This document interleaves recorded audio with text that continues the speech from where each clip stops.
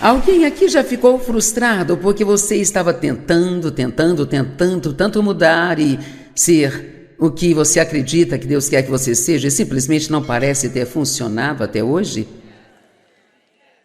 Bem, eu vou chamar isso de como podemos mudar, mas realmente queria chamar de estou me esforçando tanto para mudar, mas não está funcionando.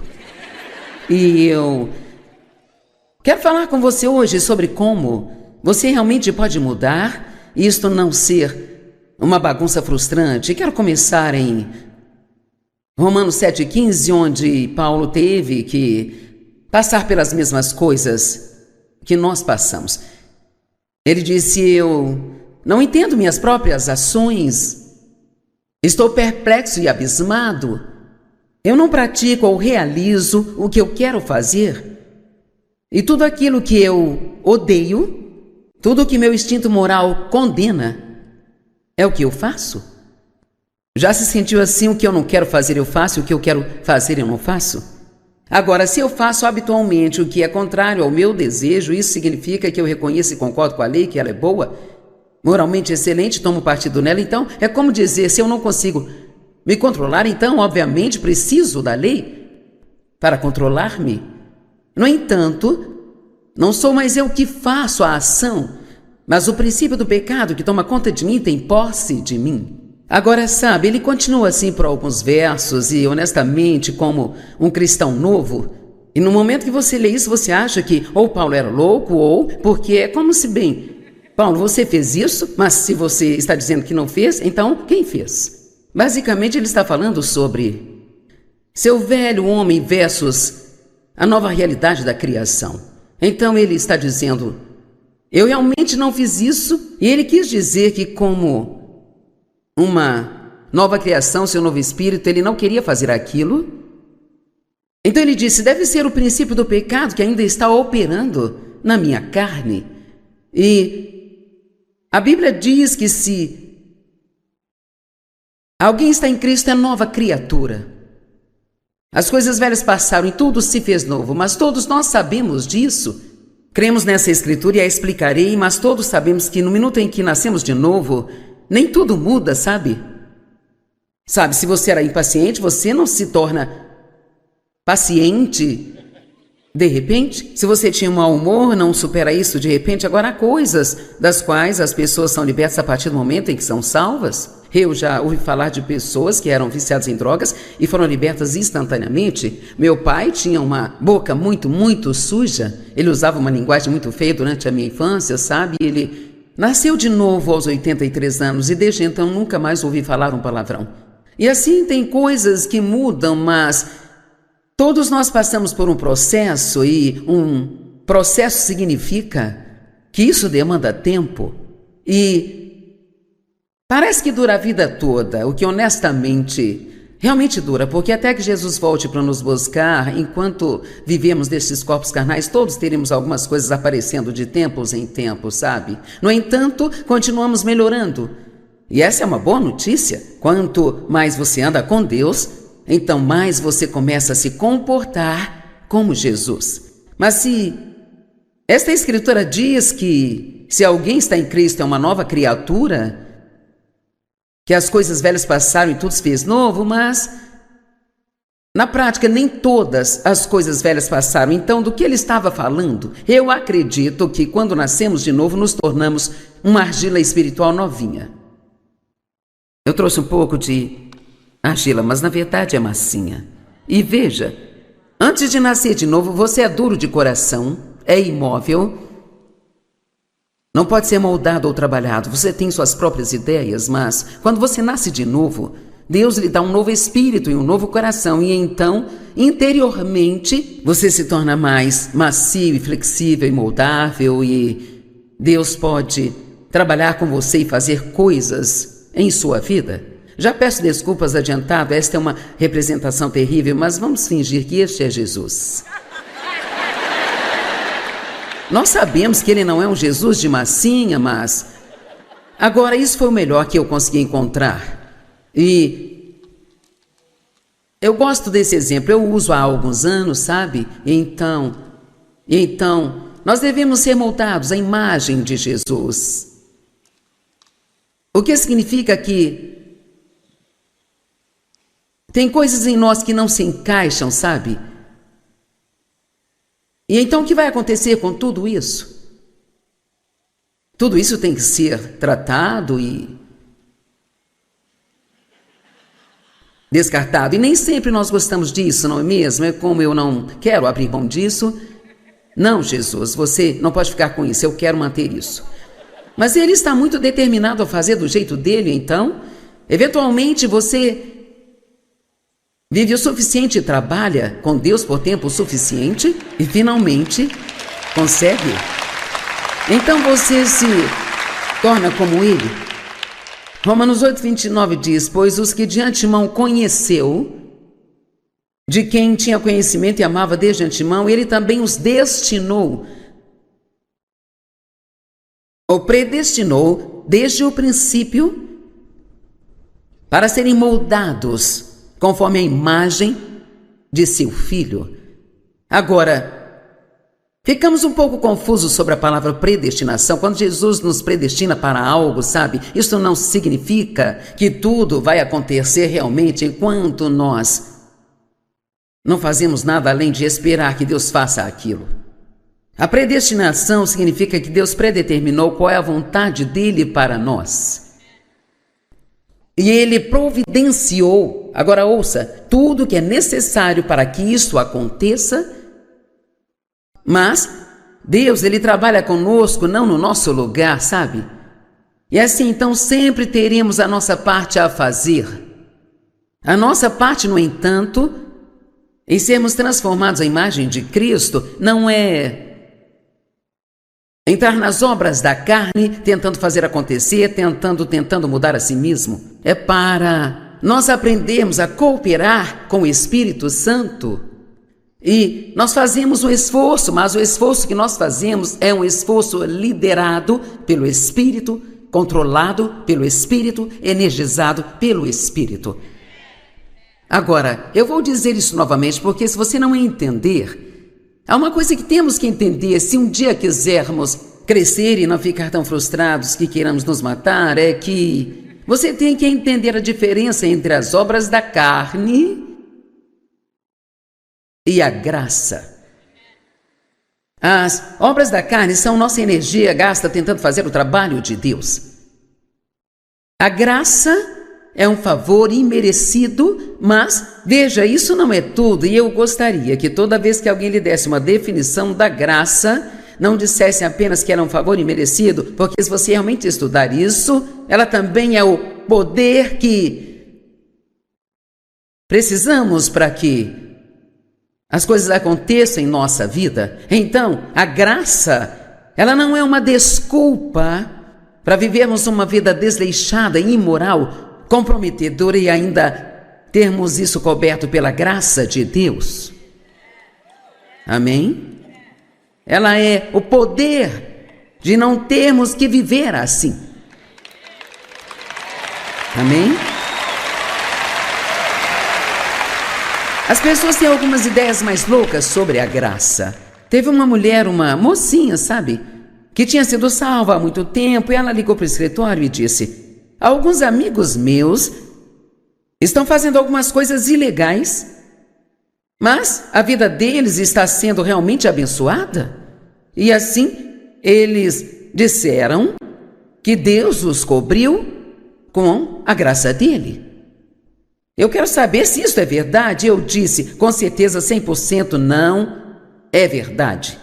E você diz, bem, então, por que as pessoas que estão vivendo vidas imorais são abençoadas? Posso te contar o segredo? O diabo pode lhe dar bênçãos. E sabe como eu sei disso? Porque ele disse a Jesus, em Lucas 4, quando o levou ao topo da montanha: se você se curvar apenas uma única vez, eu te darei todos esses reinos, toda a sua glória, toda a sua preeminência. Então você não pode julgar se uma pessoa está andando com Deus ou não, pelo quão abençoada ela é. Agora, se você andar com Deus e obedecê-lo, ele vai abençoá-lo. Mas as pessoas que são abençoadas não com as bênçãos que Deus deu a elas. Elas podem ter coisas, mas não têm alegria, elas não têm paz. Não podem estar satisfeitas, não importa o que tenham, e quanto mais elas têm, mais elas querem. E elas são egoístas e usam tudo para si próprias. Se você é verdadeiramente abençoado por Deus, você é muito, muito grato. Você é humilde em todas as coisas e você diz a Deus: eu não mereço isso, você é tão bom, obrigado, obrigada. Porque o Espírito de Deus está em você, você tem um profundo desejo de abençoar o maior número de pessoas que for possível abençoar. Amém? Então, se você vê alguém que tem um monte de coisas e que está vivendo uma vida imoral, não pense que a graça de Deus está encobrindo os pecados delas. Saiba apenas que eles podem ter coisas, mas que eles não têm. E seria melhor não ter coisas, mas ter a paz e ter a alegria, do que ter um monte de coisas e não ter paz e nem alegria. Amém? Quero voltar a Romanos 7 por um minuto, porque Paulo ele vai continuando com isso, sabe? Aquilo que eu não quero fazer eu faço, e o que eu quero fazer eu não faço, e não sou eu que faço isso. E então, sabe, quando você finalmente chega a uma resposta, você fica pensando, Então ele diz no verso 24, ó homem lamentável, infeliz e miserável que eu sou, quem me libertará e me livrará das amarras desse corpo mortal? Agora é como se ele recebesse uma revelação. Ó, graças a Deus, ponto de exclamação. Ele vai, outro ponto de exclamação. Por meio de Jesus Cristo ungido, nosso Senhor. Quão boa esta notícia, não é? Quem vai me mudar? Eu não posso me mudar tentando e lutando e me frustrando e criando os meus próprios planos sobre como fazer isso, sabe? Ele vai mudar-me. Deus, Ele vai nos mudar. Através de Jesus Cristo, capítulo 8, verso 1, agora já não há nenhuma condenação para aqueles que estão em Cristo Jesus. No segundo e terceiro culto eu vou pregar sobre se despir da culpa. Adeus culpa. Alguém aqui já se sentiu culpado? Ninguém? Acho que vim para a igreja errada hoje. Eu sei que é cedo, mas se eu consigo fazer isso, com certeza você consegue levantar a mão. Amém? Quantos aqui perdem muito tempo se sentindo culpado? Ok. Bem, vou contar minha história rapidamente. Eu tinha um problema horrível com a culpa, sabe? E provavelmente eu só fui completamente liberta disso digamos, nesses últimos 15, 20 anos. Isso significa que mesmo nos meus primeiros 25 anos, tentando seriamente servir a Deus, eu ainda lutava com esse sentimento de culpa o tempo inteiro. Começou na minha infância, quando meu pai estava abusando sexualmente de mim e eu, de alguma forma, achava que a culpa de tudo aquilo era minha. Eu tinha esse disco tocando na minha cabeça o tempo todo. O que há de errado comigo? O que há de errado comigo? O que há de errado comigo? O que há de errado comigo? E uma coisa interessante sobre as crianças, se os pais estão fazendo coisas que não deveriam, até mesmo se os pais estão brigando de alguma forma, a criança pensa que a culpa é dela. Se eu fosse melhor, eles não fariam isso? Quando os pais se divorciam, muitas vezes as crianças pensam que a culpa é delas. Então, se isso é algo que você teve que fazer por motivos certos, você precisa explicar aos seus filhos que não tem nada a ver com eles. Mas eu estava totalmente convencida de que o pai de mais ninguém estava fazendo com eles aquilo que meu pai fazia comigo, portanto, deveria haver algo de errado comigo. Sabe, embora meu pai me dissesse que não havia nada de errado com aquilo e que ele só fazia aquilo porque ele me amava e todas as outras mentiras estúpidas que os abusadores contam, ele também me falava que eu tinha que manter aquilo em segredo. Eu sabia lá no fundo que havia algo de errado. Mas eu era criança, eu não sabia o que. Então eu comecei a me sentir culpada e ao ter que guardar aquele terrível segredo da minha mãe e de todo mundo, acabei carregando essa culpa por toda a minha vida. Agora, depois que eu nasci de novo e comecei a servir a Deus e a ouvir alguns bons ensinamentos, fiquei um pouco mais tranquila, mas aquilo sempre estava lá. Aquela culpa estava enraizada de que havia algo de errado comigo. E muitas vezes eu nem sabia por que eu me sentia culpada, sabe? Eu só sentia. Eu digo que eu não me sentia bem se eu não me sentisse errada. Repetindo, eu não me sentia certa se eu não me sentisse errada. Então, quando comecei a me libertar um pouco da culpa e a não me sentir culpada, então me sentia culpada por não estar me sentindo culpada. Eu não sei se alguém aqui já teve um caso tão ruim quanto eu, mas eu estou dizendo, eu era viciada em sentimentos de culpa. E isso era horrível. Absolutamente horrível. Sentir constantemente que algo está errado com você ou que você fez algo errado. Alguém aqui entende do que eu estou falando? Porque realmente, quando você se sente assim, você não consegue desfrutar de nada em sua vida. Você não desfruta de nada.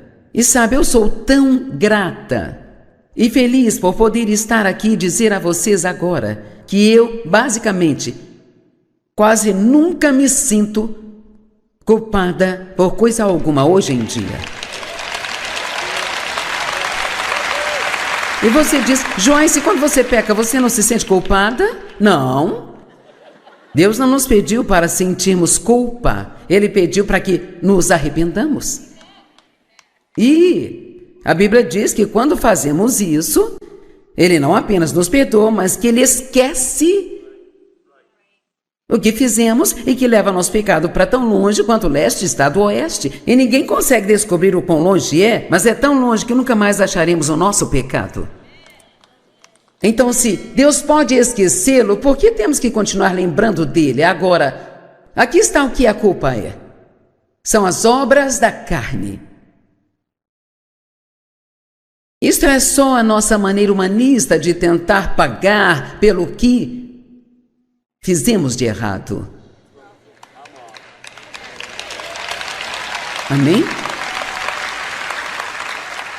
Digamos que você fez algo esta manhã no caminho para a igreja, você perdeu a paciência. E assim você vai se sentir culpado dentro e fora por talvez uns 3 dias. Então você vai superar isso e receberá o mesmo dom gratuito de perdão que está disponível para você neste exato momento. E esses 3 dias serão desperdiçados. E a Bíblia nos diz claramente. Na verdade, vamos ler isso em Hebreus, capítulo 10, versículos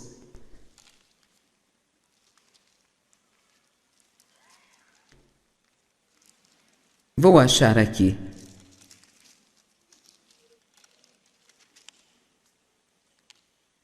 Do 12 ao 14. Enquanto este Cristo, depois de ter oferecido um único sacrifício pelos nossos pecados, o qual é perfeito e eficaz para sempre, sentou-se à direita de Deus. Agora, você não se assenta até que o trabalho esteja concluído? Então, essa é uma outra mensagem inteira, uma mensagem maravilhosa sobre porque ele se assentou e o que isso significa para nós. Essas palavrinhas são muito significativas, mas eu não tenho tempo para voltar e te explicar. Ele se assentou à direita de Deus para esperar até que seus inimigos se tornassem o estrado dos seus pés. Então, quando Jesus se assentou, foi na verdade um anúncio: minha parte está feita. Você não precisa tentar convencer Deus a fazer nada. Ele já fez tudo o que precisava ser feito para que nós possamos viver uma vida incrível.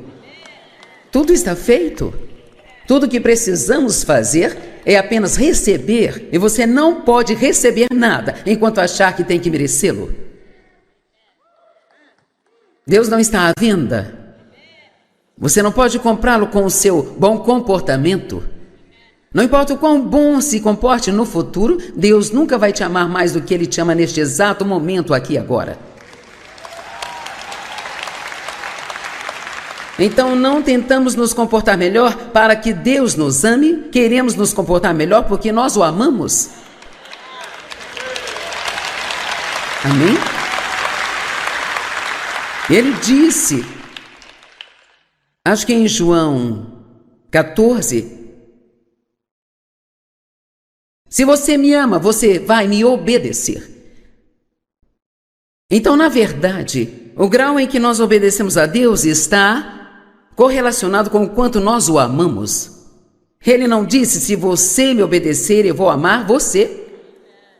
Ele disse, se você me ama, você vai me obedecer. Tem uma grande diferença no que eu estou dizendo e no que eu vou querer falar nos 40 minutos que eu tenho aqui. Então você vai ter que ser muito afiado aqui para entender isso, porque eu quero que você seja feliz e desfrute a sua vida pela qual Jesus morreu para te dar. E você não pode ser feliz se você está frustrado o tempo todo sobre o quão longe tem que ir. Precisa comemorar o quão longe você já foi.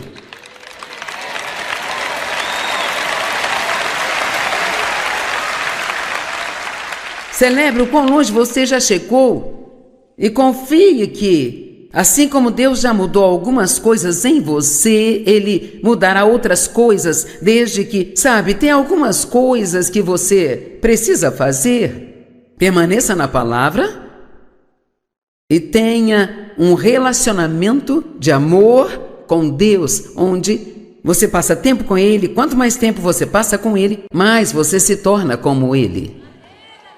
Deus criou um homem porque queria alguém para Ele amar e queria que alguém o amasse de volta. E o mandamento mais importante da Bíblia é: amarás o Senhor teu Deus de todo o teu coração, alma, mente e força. Quanto mais você se apaixonar por Jesus, então melhor você se comportará.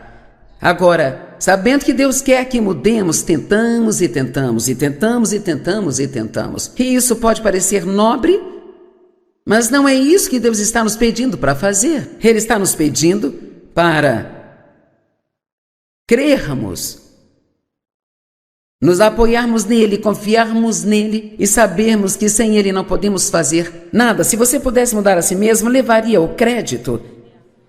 E Deus não compartilha a sua glória com mais ninguém. Agora, vou dar um exemplo do que fazemos. Sabe, eu não sou uma cristã nova, eu nasci de novo aos 9 anos, mas eu nunca tive nenhum ensinamento até os meus 30 e poucos anos, então, não importa quanto tempo você nasceu de novo, se não conhece nada, não pode mudar. E quando eu comecei a ouvir pregações muito boas, eu estava na igreja há muito tempo e eu estava ouvindo mensagens, mas não havia uma unção real, era muita religião. E quando eu comecei a ouvir o ensino bíblico muito bom e ungido, eu comecei a descobrir que eu tinha muitos problemas e, sabe, até então eu achava que Dave era o problema. Sabe, eu tinha certeza de que se ele mudasse, então eu seria feliz. Se ele me desse mais presentes, eu seria feliz. Se parasse de jogar golfe, eu seria feliz. Se ele não assistisse futebol todos os domingos, eu ficaria feliz. Eu me lembro do dia em que Dave me disse: eu fiz tudo o que eu sei para fazê-la feliz e você está determinado a ser infeliz, então eu quero te avisar que vou parar de tentar. E então ele disse: no entanto, eu vou ser feliz e eu vou desfrutar minha vida e você pode fazer o que você quiser. Agora, essa foi uma das melhores coisas que ele poderia ter feito por mim, porque o que ele estava dizendo, embora não soubéssemos todas estas palavras na época, ele estava dizendo: eu não vou ser codependente dos seus problemas. Veja, se você está num relacionamento com alguém que é infeliz e você deixa que a sua felicidade dependa deles serem felizes ou não, aí você não está vivendo sua própria vida. você é codependente deles.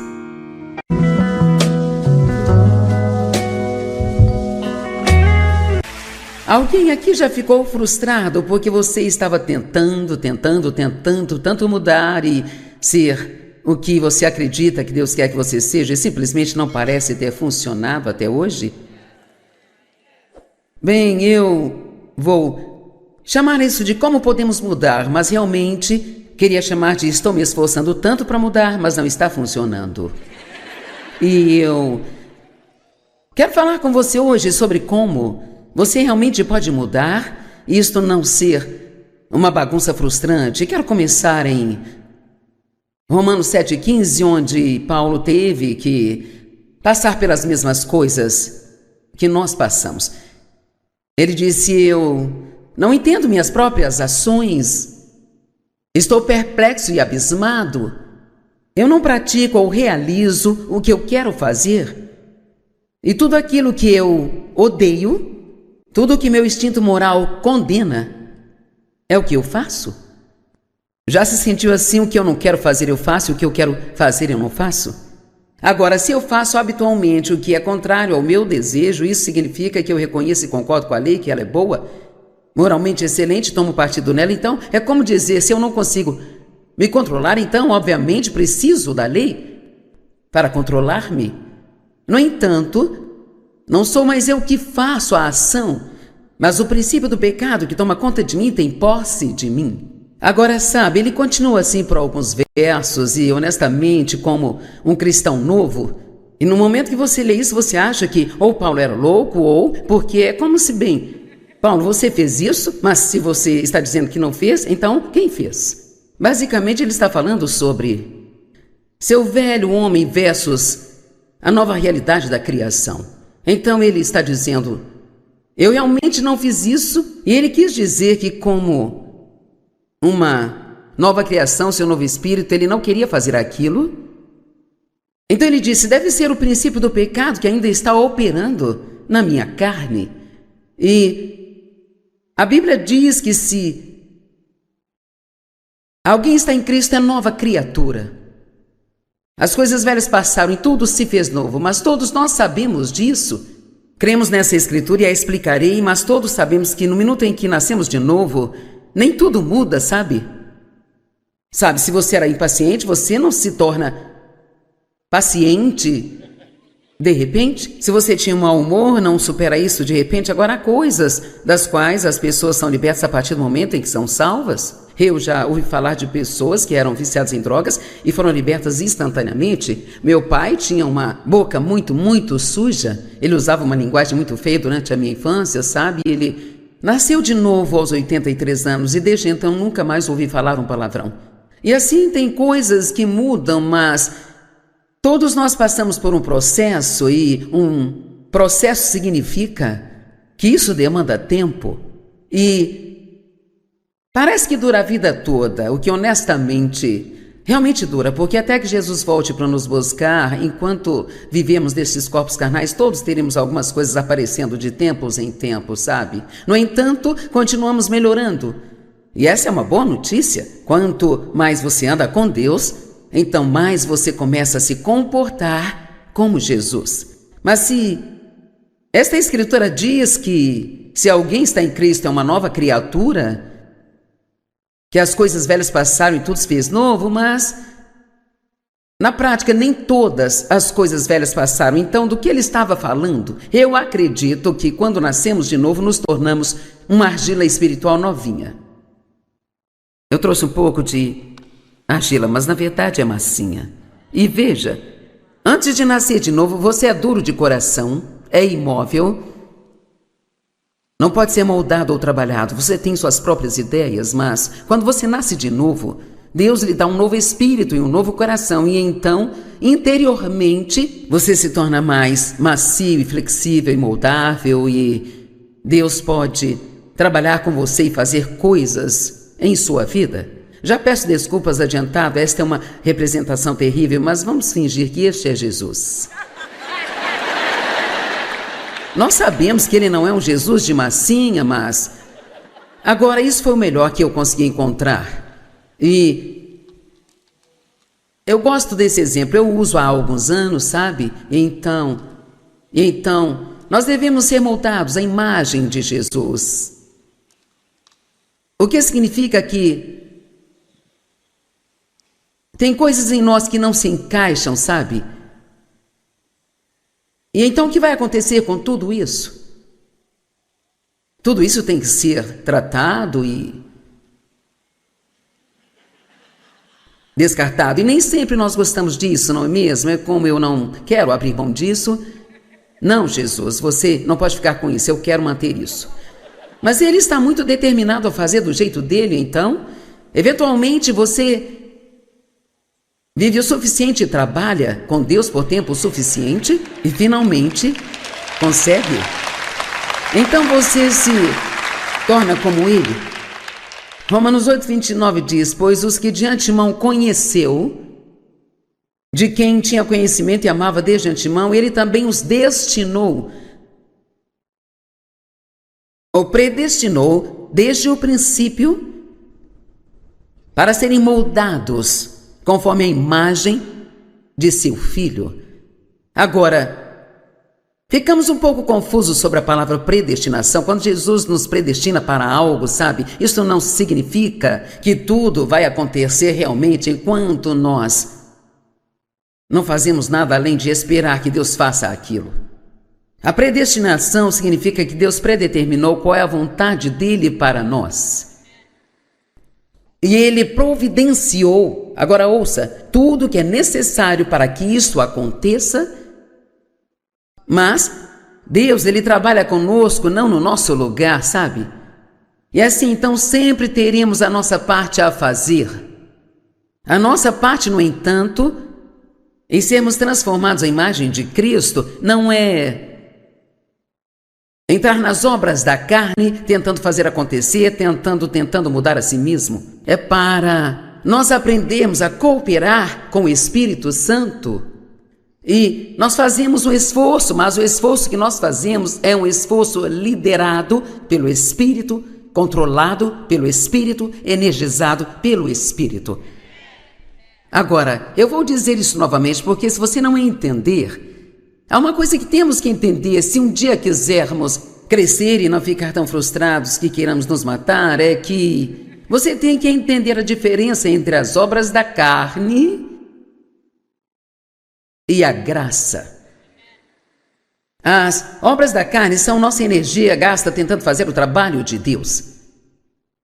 A graça é um favor imerecido, mas veja, isso não é tudo. E eu gostaria que toda vez que alguém lhe desse uma definição da graça, não dissesse apenas que era um favor imerecido, porque se você realmente estudar isso, ela também é o poder que precisamos para que as coisas aconteçam em nossa vida. Então, a graça, ela não é uma desculpa para vivermos uma vida desleixada e imoral, comprometedora e ainda termos isso coberto pela graça de Deus.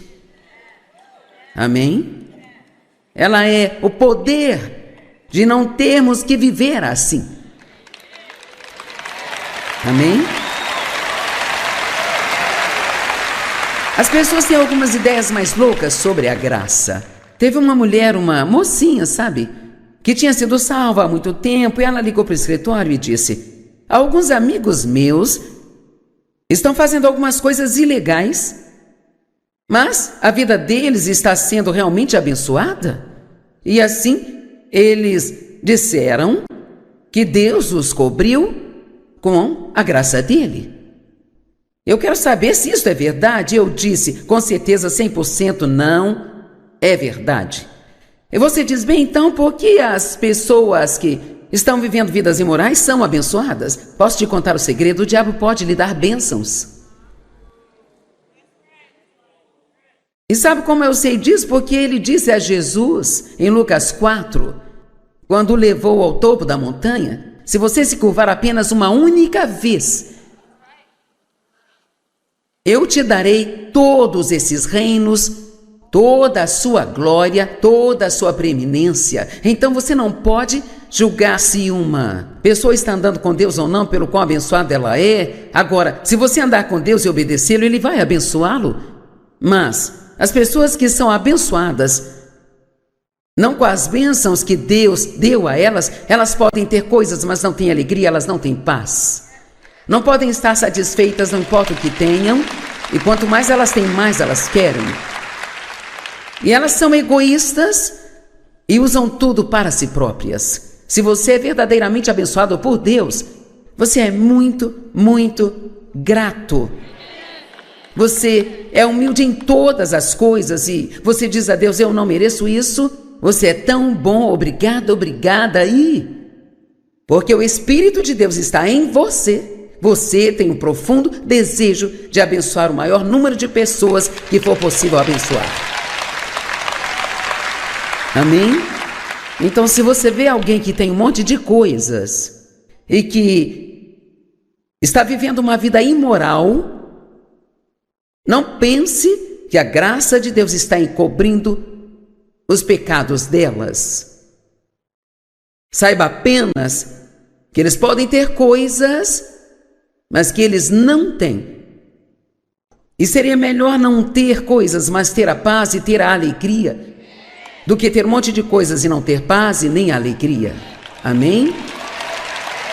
Quero voltar a Romanos 7 por um minuto, porque Paulo ele vai continuando com isso, sabe? Aquilo que eu não quero fazer eu faço, e o que eu quero fazer eu não faço, e não sou eu que faço isso. E então, sabe, quando você finalmente chega a uma resposta, você fica pensando,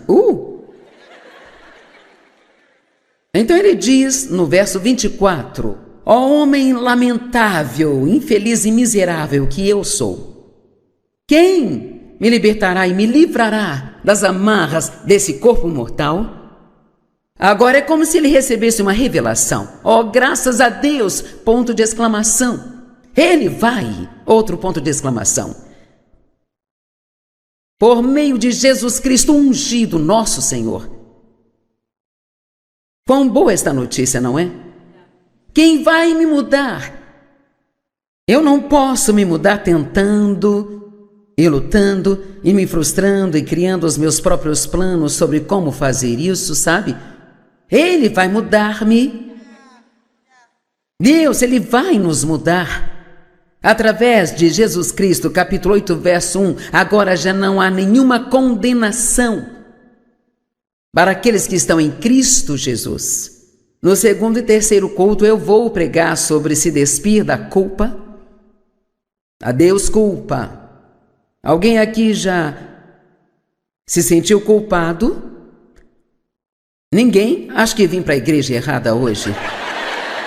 Eu sei que é cedo, mas se eu consigo fazer isso, com certeza você consegue levantar a mão. Amém? Quantos aqui perdem muito tempo se sentindo culpado? Ok. Bem, vou contar minha história rapidamente. Eu tinha um problema horrível com a culpa, sabe?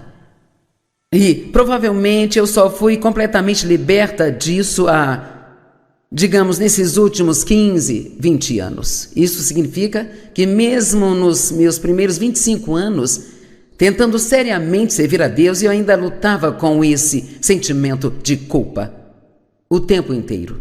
Começou na minha infância, quando meu pai estava abusando sexualmente de mim e eu, de alguma forma, achava que a culpa de tudo aquilo era minha. Eu tinha esse disco tocando na minha cabeça o tempo todo. O que há de errado comigo? O que há de errado comigo? O que há de errado comigo? O que há de errado comigo? E uma coisa interessante sobre as crianças, se os pais estão fazendo coisas que não deveriam, até mesmo se os pais estão brigando de alguma forma, a criança pensa que a culpa é dela. Se eu fosse melhor, eles não fariam isso?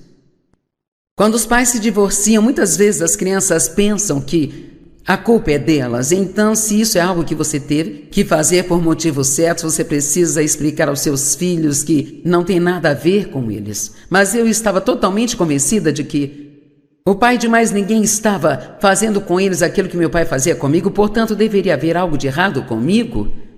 Sabe, embora meu pai me dissesse que não havia nada de errado com aquilo e que ele só fazia aquilo porque ele me amava e todas as outras mentiras estúpidas que os abusadores contam, ele também me falava que eu tinha que manter aquilo em segredo.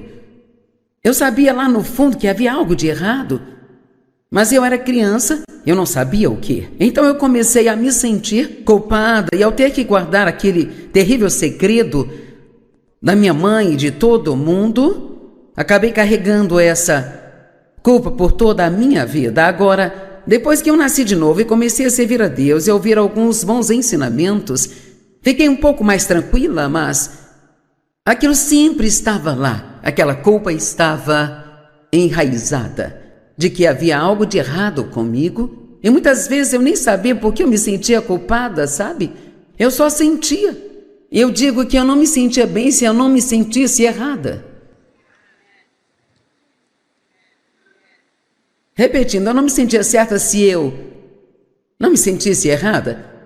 Então, quando comecei a me libertar um pouco da culpa e a não me sentir culpada, então me sentia culpada por não estar me sentindo culpada. Eu não sei se alguém aqui já teve um caso tão ruim quanto eu, mas eu estou dizendo, eu era viciada em sentimentos de culpa. E isso era horrível, absolutamente horrível. Sentir constantemente que algo está errado com você ou que você fez algo errado. Alguém aqui entende do que eu estou falando? Porque realmente, quando você se sente assim, você não consegue desfrutar de nada em sua vida. Você não desfruta de nada. E sabe, eu sou tão grata e feliz por poder estar aqui e dizer a vocês agora que eu, basicamente, quase nunca me sinto culpada por coisa alguma hoje em dia. E você diz, Joyce, quando você peca, você não se sente culpada? Não. Deus não nos pediu para sentirmos culpa. Ele pediu para que nos arrependamos. E a Bíblia diz que quando fazemos isso, Ele não apenas nos perdoa, mas que Ele esquece o que fizemos e que leva nosso pecado para tão longe quanto o leste está do oeste. E ninguém consegue descobrir o quão longe é, mas é tão longe que nunca mais acharemos o nosso pecado. Então, se Deus pode esquecê-lo, por que temos que continuar lembrando dele? Agora, aqui está o que a culpa é. São as obras da carne. Isto é só a nossa maneira humanista de tentar pagar pelo que fizemos de errado. Amém? Digamos que você fez algo esta manhã no caminho para a igreja, você perdeu a paciência. E assim você vai se sentir culpado dentro e fora por talvez uns 3 dias. Então você vai superar isso e receberá o mesmo dom gratuito de perdão que está disponível para você neste exato momento. E esses 3 dias serão desperdiçados. E a Bíblia nos diz claramente. Na verdade, vamos ler isso em Hebreus, capítulo 10, versículos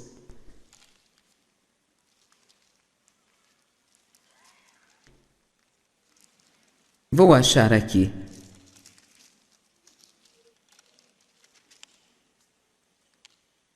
Do 12 ao 14.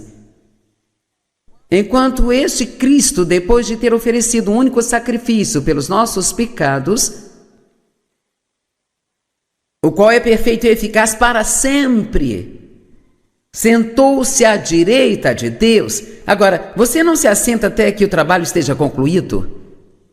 Então, essa é uma outra mensagem inteira. Uma mensagem maravilhosa sobre porque ele se assentou e o que isso significa para nós. Essas palavrinhas são muito significativas, mas eu não tenho tempo para voltar e te explicar. Ele se assentou à direita de Deus para esperar até que seus inimigos se tornassem o estrado dos seus pés. Então, quando Jesus se assentou, foi na verdade um anúncio: minha parte está feita.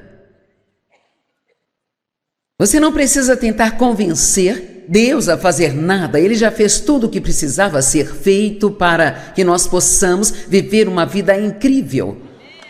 Tudo está feito.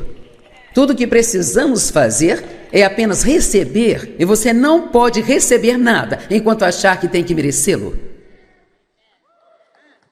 Deus não está à venda. Você não pode comprá-lo com o seu bom comportamento. Não importa o quão bom se comporte no futuro, Deus nunca vai te amar mais do que Ele te ama neste exato momento, aqui e agora.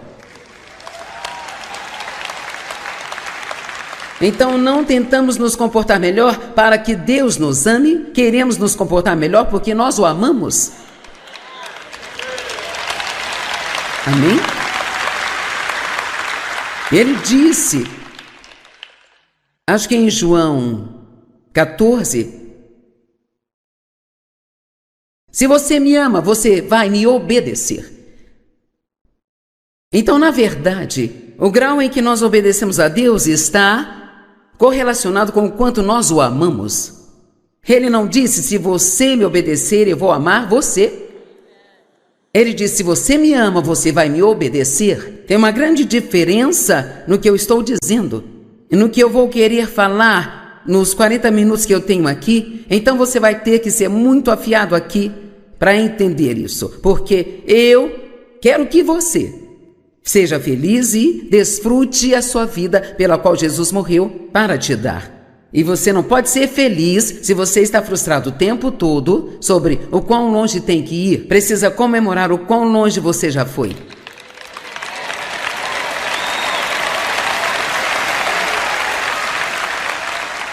Celebre o quão longe você já chegou e confie que, assim como Deus já mudou algumas coisas em você, Ele mudará outras coisas, desde que, sabe, tem algumas coisas que você precisa fazer. Permaneça na palavra e tenha um relacionamento de amor com Deus, onde você passa tempo com Ele. Quanto mais tempo você passa com Ele, mais você se torna como Ele.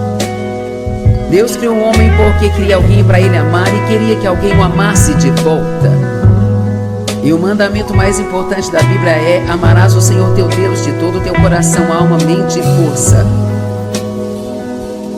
Quanto mais você se apaixonar por Jesus, então melhor você se comportará. Agora, sabendo que Deus quer que mudemos, tentamos e tentamos e tentamos. Quando eu comecei a ouvir pregações...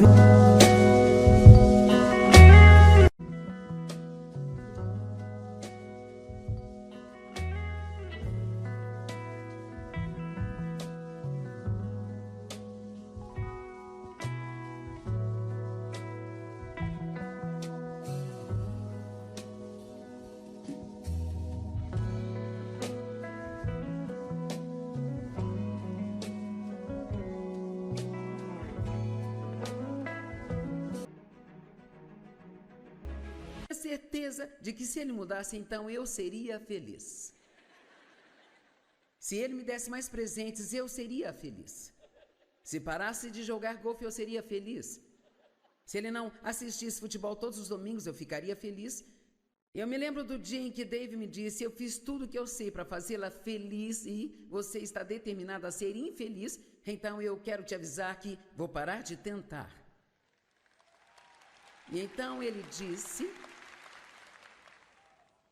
no entanto, eu vou ser feliz e eu vou desfrutar minha vida e você pode fazer o que você quiser. Agora, essa foi uma das melhores coisas que ele poderia ter feito por mim, porque o que ele estava dizendo, embora não soubesse...